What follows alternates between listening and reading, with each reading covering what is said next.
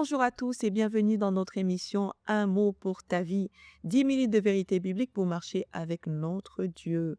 Nous, nous prenons tous les mots de notre quotidien que nous usons, que nous connaissons, que nous négligeons, que nous prenons de foi d'une autre manière et le faire encore vivre dans la lumière, dans l'éclairage de la parole de Dieu qui vient nous éclairer par rapport à l'attente que Dieu attend de nous, de chaque parole que tu prononces, de chaque parole que tu es en train d'user dans ton vocabulaire, dans ta manière de faire pour faire de toi une très belle personne. Sache que cette émission Un mot pour ta vie ne reste pas simplement une émission où tu écoutes, mais t'emmène aussi à pratiquer et à prendre place dans ton cœur.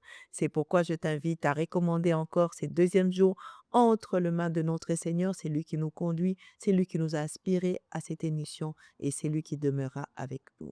Seigneur, nous voulons encore débuter ces programmes dans la journée d'aujourd'hui et nous pouvons rien faire sans toi, car nous savons que ce n'est qu'avec toi que nous ferons des exploits.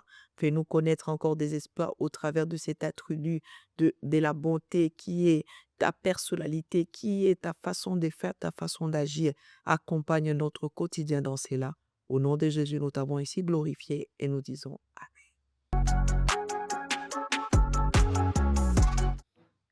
nous avons établi un peu la différence entre la gentillesse et la bonté parce que bien de personnes se posent des questions, bien des personnes se disent que je suis gentil, je suis bon, je suis bonne, je suis... Non, il y a une différence entre cela. La gentillesse, comme j'ai dit, c'est une attitude et la bonté est une nature qui provient de notre Seigneur car lui-même est bon.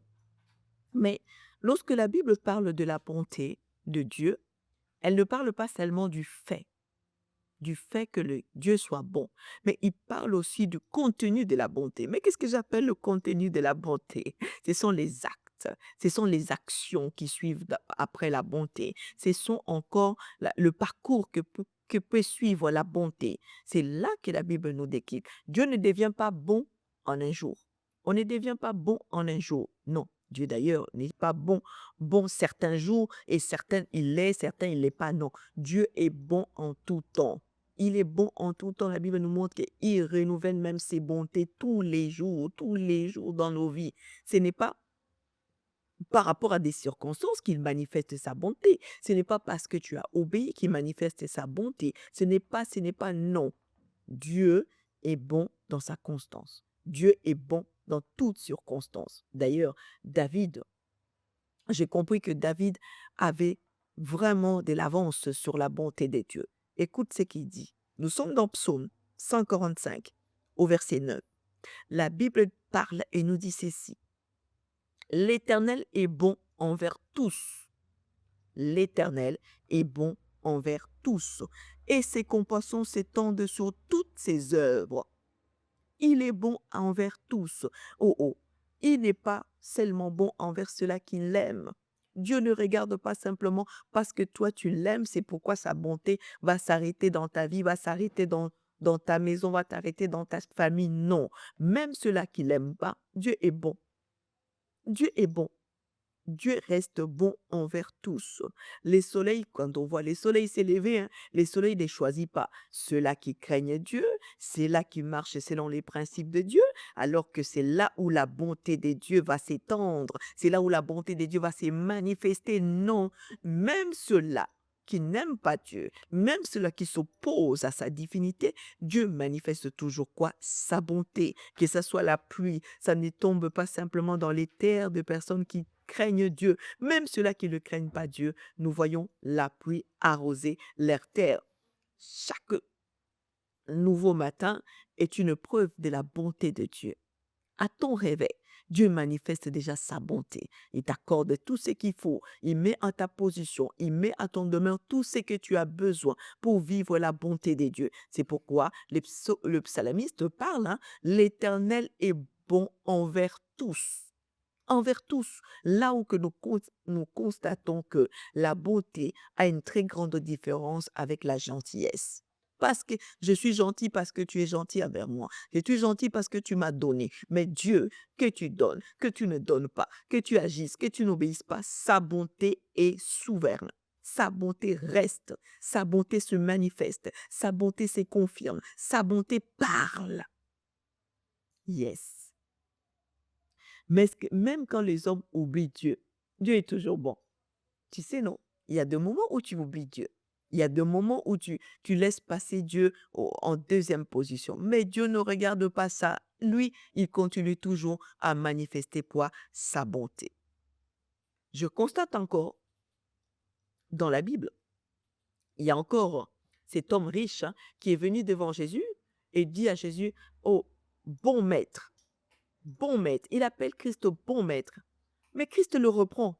Nous sommes dans Marc chapitre 10 au verset 18. Christ le reprend et lui dira, pourquoi m'appelles-tu bon? Nul n'est bon sinon Dieu seul.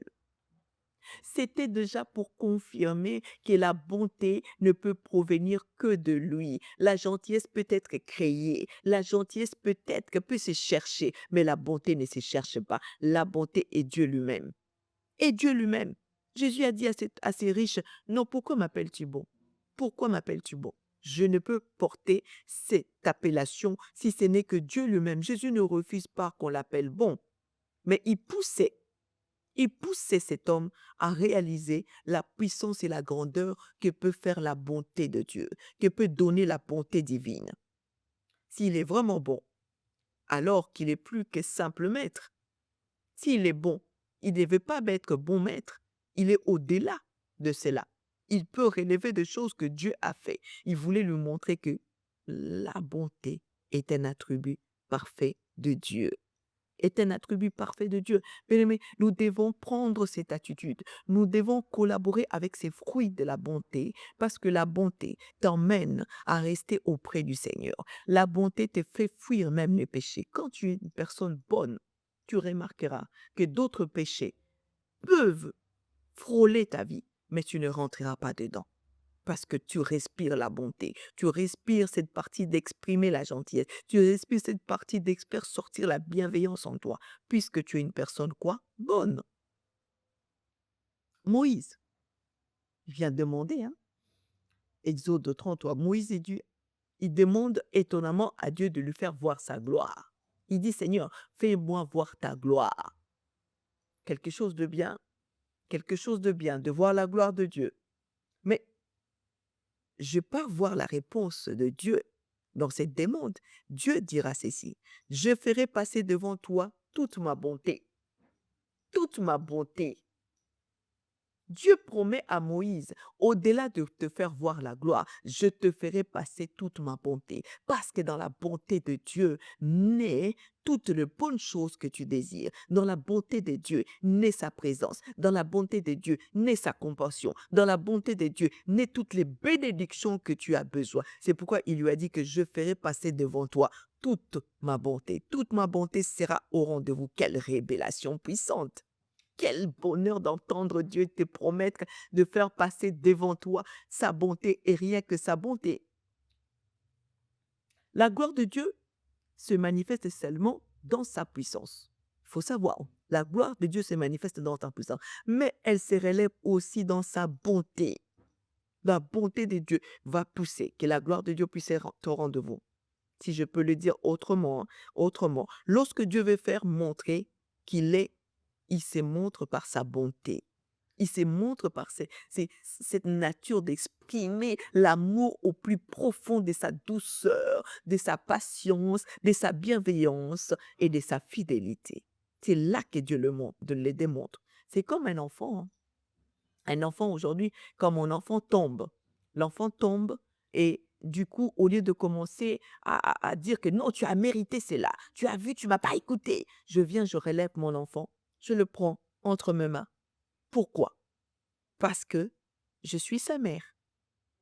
Et Dieu, en étant notre Père, c'est ce qu'il fait, c'est ce qu'il veut, c'est ce qu'il désigne dans nos vies, c'est ce qu'il veut que tu puisses faire. Gloire à Jésus. Sache-le que Dieu, qui que tu sois, où que tu sois, manifestera toujours sa bonté dans nos vies. Et cela est permanent et cela est récurrent.